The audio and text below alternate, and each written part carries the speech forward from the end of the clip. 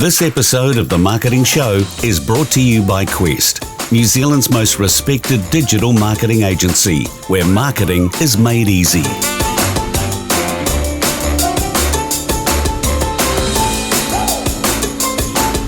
Welcome to the Quest Marketing Show, a show specifically designed to help marketers learn and succeed. In this episode, you'll meet Kerry Henderson.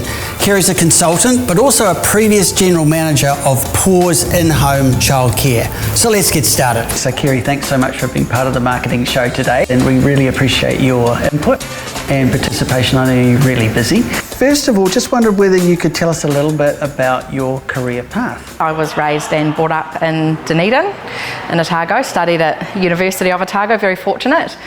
Came out with a law degree, but wasn't sure if I wanted to be a lawyer, particularly focusing on family and criminal law. Being a young 21, 22-year-old, wasn't sure if I had the emotional skills to be able to deal with some quite full-on issues. So eventually ended up in Wellington, started my first job at the Office of Treaty Settlements, working for the Crown, negotiating historical treaty settlements on behalf of the Crown with iwi and hapu. Great introduction into my career, working for central government. They put in good training, they expect you to work hard, and where I worked there was also a good play hard mentality. And I was fortunate to be able to travel around the country, meeting with iwi hapu and seeing their rohi, their wahi tapu sites, and being able to put together a redress package to try to help for compensate some of the historical grievances that had occurred. A very emotional job, having to have some very high level conversations with lots of kaumātua and kuia and people that have carried grievances for a long time. So I guess I learned a lot of skills around having to have difficult conversations, but having them in a meaningful, positive way to help try to move people forward. So I carried on with my central government experience for 7 to 10 years in Wellington, and met a lovely man, wanted to move up to Hawke's Bay because that's where my family were, and so transitioned up to Hawke's Bay 8-9 years ago now, and managed to find a job at PORSE In-Home Childcare. At that time I was not pregnant, I didn't have any understanding of early childhood. Initially when the word PORSE was spoken I thought it was about animals, and so I did a bit of Googling, thank goodness for Google, and realised it was all about early childhood care and education happening in the home. It's funded and regulated by the Ministry of Education, so I thought my skill set with having all my central government experience would help in a corporate, private environment. I was fortunate at the time, Jenny Yule, the founding owner, had built an amazing business, national business, largest and longest ECE service provider by a stretch, and had built an amazing culture and ability to sell a strong purpose. So I was naturally drawn to the organisation because I've always followed careers and paths where I have to believe in the vision and the mission. Particularly doing treaty settlements, it's hard when you have to get up and be the champion for something around a policy parameter you might not necessarily agree with, but you have to convince the person that this is it. So for me, I always wanted to be able to latch on to the lofty, wider goal to keep me through those hard challenges, and I think PORSE was a natural fit in that sense. Yeah, so just thinking about PORSE, the way they approached early childhood education was completely different, wasn't Absolutely. it? And revolutionary when they launched. Can you tell us a little bit about that? Yeah, so Jen was such a pioneer and true visionary practitioner. She was early childhood trained. She ended up doing some teaching up in Auckland, and this was, back in my day, I'm only 40, but back in my day, I didn't go to an early childhood centre. I went to kindy when I was 3 or 4 years old on my transition to school, and it was whānau raising children, and whānau first, it takes a village to raise a child. Jen saw an increase in the centre-based model, particularly with the longer hours, the bigger group-based settings, and as a mum herself, she just knew something didn't intrinsically feel right with how that was heading into the future, and she thought there must be a better way to do things. So she started PORSE out of a caravan right here in Hawke's Bay in her own backyard, with a whole lot of passion and purpose. She built up the most amazing organisation with offices from Whangarei to Invercargill and everywhere in between. So when you got involved, how many staff were there in PORSE? Gosh, there was probably close to 200 staff at that time, over around 7,000 children enrolled, 2,500 educators. So the educators look after the children in their home and they're a contractor. And I think I came in at the peak of the growth. And I think it was fair to say at the peak of the growth, there were a few little speed wobbles, I guess. The ability is when you've created something quite new and niche and you've got a strong vision, a lot of people want to come on board with that. Because it's regulated and funded by government, you also have to make sure you meet the regulatory requirements. So my initial title coming into the organisation was Vision Strategist, and it was the ability to walk alongside Jen as part of the senior leadership team and map out the steps on how to achieve her vision. Because when she saw something, she would go ahead and fire and want to achieve it. And business senses, you make sure it fits within the regulatory environment, you're looking at budget, purpose, plan. And so I sort of created the steps to reach some of those lofty goals. Right, so she was very much the entrepreneur, visionary, Absolutely. and you assisted her with the SOPs and Yes. the documentation to make sure whatever direction PORSE went in was going to be a rock solid one. Absolutely, and the ability, I think, at the time, at the peak growth, there was also the market was starting to pick up on this home-based concept, rather than have your historic silos of play-based, kohanga reo centres and kindies and home-based. Other people were seeing the benefits, particularly for under 3-year-olds in a small home environment. So centres were starting to bring on a home-based arm. Kindies were also expanding their hours. So the market was becoming cross-pollinated with service options, and so it was the ability to start thinking strategically, what does it look like 3, 5, 10 years out, and based on some high-level analysis, where do we want to take the business and what's going to work for us. If we touch on a little bit beyond PORSE then, obviously your career's progressed to then and has more change Yes. in store next year too, Yes, I think. yes. Can you tell us just a little bit about that? Yes, so I finished up my journey with PORSE. So for the last 3 years, I was in the general management role, looking after all the businesses. Had baby number 2, wanted a bit more family time as well, and there was another change in the business. So I found this amazing role at Business Hawke's Bay, being responsible for program manager for Matariki. And Matariki is Hawke's Bay's regional development plan. Historically, there were 2 plans, and now we've brought them together to make sure that we're addressing social, inclusive growth and sustainability all in one. So I work as part of a project management team at Business Hawke's Bay, and we bring all leaders together across central government, local government, business, iwi, hapu, anchor institutions such as EIT and the Health Board, and we work on regional initiatives to make sure that as a region we are looking after our people and we're looking after our place and our produce, and we're making sure everyone across Hawke's Bay contributes to and benefits from growing a thriving Hawke's Bay.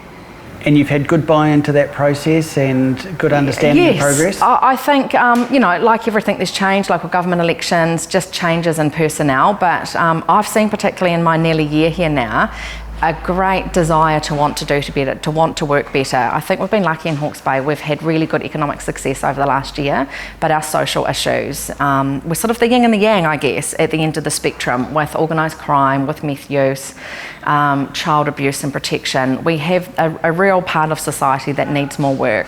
So leaders have recognised that we do need to work together better.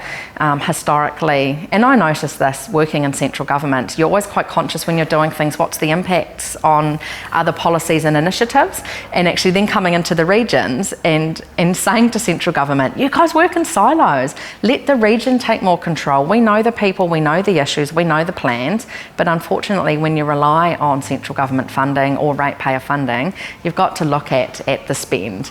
So I think that we've got a great bunch of leaders here in Hawke's Bay. They are passionate and they really want to do what's best by Hawke's Bay, and I think that's what's been really heartening.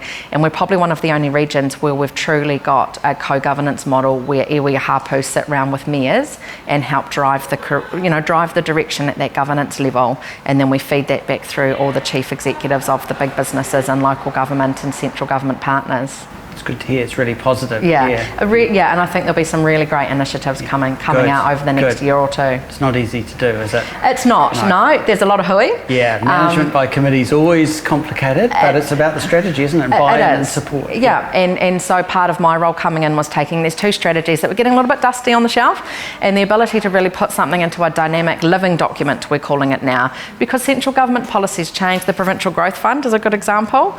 Last election that came in, great to have regional ability to be able to focus on initiatives, but that meant there was a little bit of having to meet things to fit that box of money, and we needed a strategy that goes beyond what central government funding's available and really looking at what the needs are. So we've gone back, we've looked at data, we've looked at workforce plans and where the need is going forward, trying to bring in business hapu iwi aspirations and trying to get something that has that longevity, but also we're nimble and agile enough that we can change with it being a living document. Yeah, lots of moving parts there. Yeah. Definitely. Obviously what I've now learned is when you joined PORSE particularly, it was peaking pretty much in terms of scale and where it was, and you were there to, I guess, tidy up some of the processes underneath that to make sure that the organisation really stayed on track and was fulfilling all its obligations.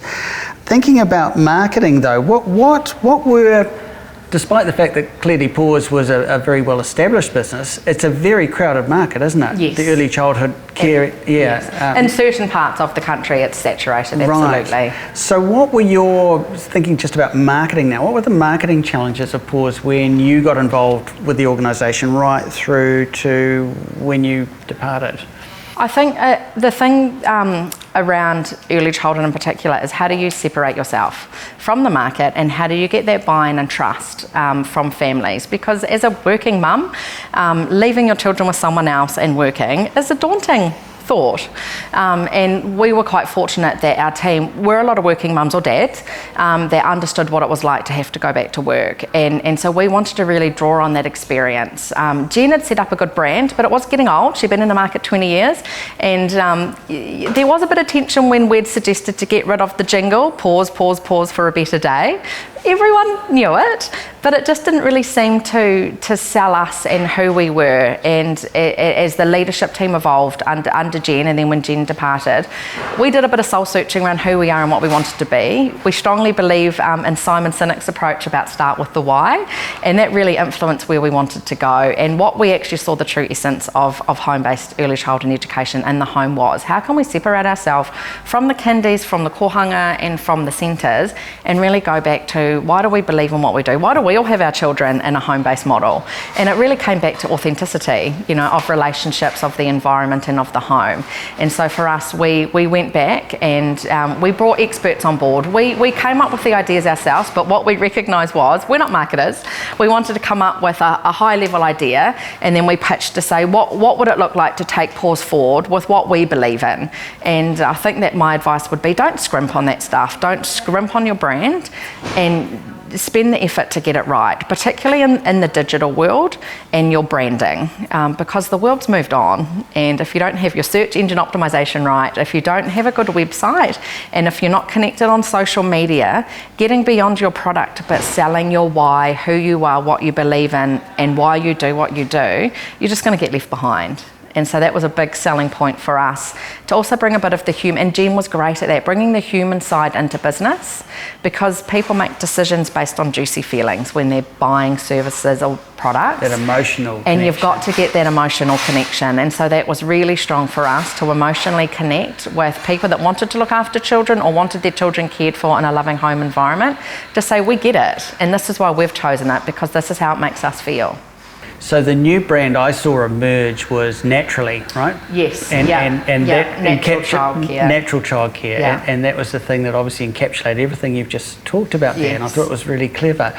The other thing I noticed that you did on launch for that is you were using digital mediums such as video to really help make that, not only explain what you did, but help connect emotionally to your audience. Can you tell us a bit about that? Yeah, video really important for us in our sector, and I think it should be important for everyone because that's where you get to tell your true story. People can look and they can read and they can research, but video captures the essence of who you are and what you believe in and your philosophy. So we used multiple videos around what does a day in a life look like, using the community. I think people think when they're at home sitting watching TV. Actually, we use the community as a playground, and educators' homes are fully enriched with diverse program activities that meet individual needs. We also had the benefit of working with great companies to actually have a day in the life in homes.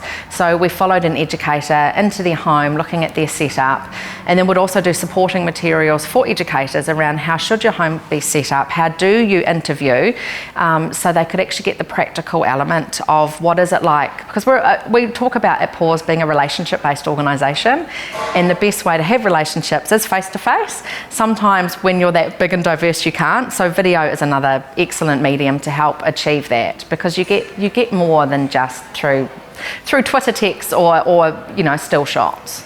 And you mentioned just this morning you were with the provider that we actually filmed with you. Yes, Teresa. Yep. So Teresa had my son who's now 7, and now my nearly 1.5-year-old still visits Teresa and has play dates with Teresa in her lovely home. Yeah.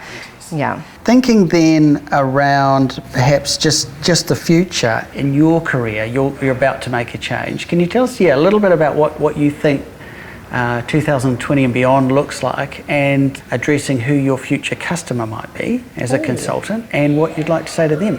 Oh gosh, I haven't really thought that far ahead. Yes, I am moving on from my role. Next week is my last week.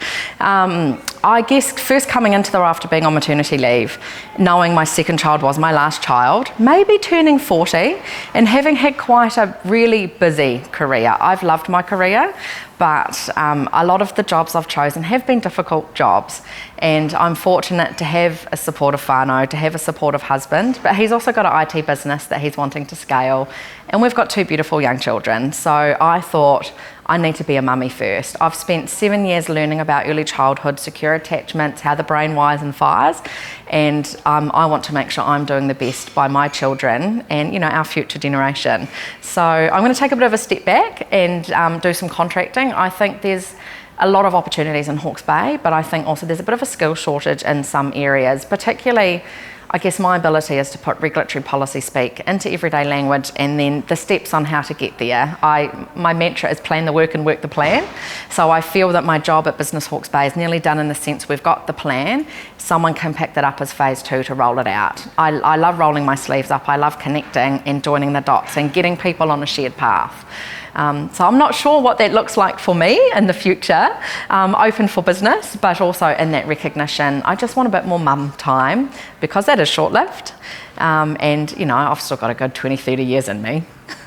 Hey, well, good on you. We wish you really well, Kerry, in that change, and that what you've said today has been really valuable, and I think too, that I think 40 can be a watershed moment for some people, and it certainly was for me. I relate to that, and that's when you reassess and think about, okay, what's the next step going to be? And it sounds like you've got a really exciting one. Number 1 being a mum. Yes, working mum. I'm a better working mum, and I'm open to opportunities, and around that ability to really make a difference for our people. Fantastic. Thank you very much.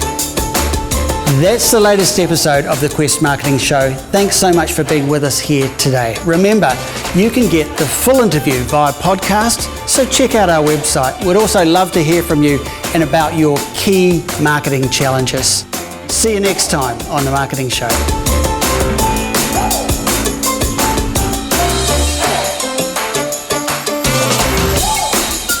This episode of The Marketing Show has been brought to you by Quest, New Zealand's most respected digital marketing agency. Thanks to our production crew, and don't forget to join us next time on The Marketing Show.